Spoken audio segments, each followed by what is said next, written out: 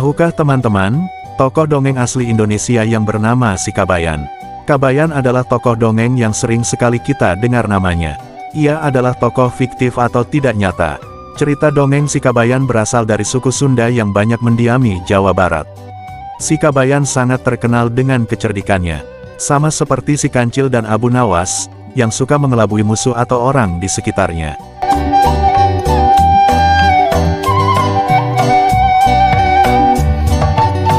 Seperti halnya dongeng-dongeng zaman dulu, cerita Si Kabayan hanya disampaikan mulut ke mulut saja.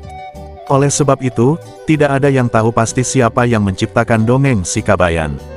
Namun, karena dongeng Kabayan sangat populer di Sunda, kemungkinan pencipta dongeng Kabayan ini merupakan orang dari suku Sunda pada zaman dulu.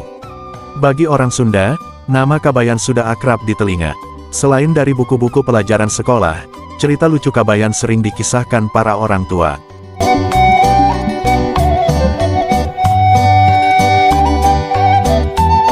Kabayan yang merupakan tokoh fiktif dari budaya Sunda, ia diceritakan sebagai laki-laki yang memiliki karakter lucu, polos, dan cerdas.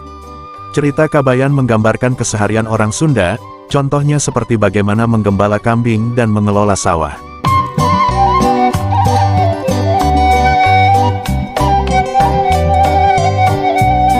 Berasal dari dongeng Timur Tengah, Kabayan memiliki kesamaan penokohan dengan tokoh Abu Nawas.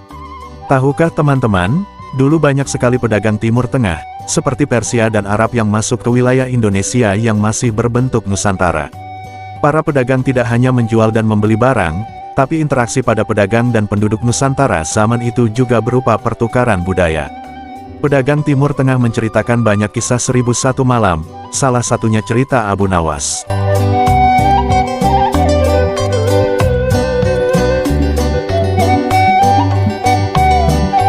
Nah, kemungkinannya cerita Kabayan ini terinspirasi dari kisah Abu Nawas.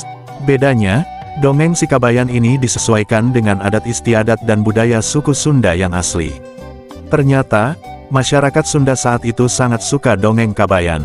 Dongeng Kabayan digunakan untuk memberikan teladan sikap terpuji.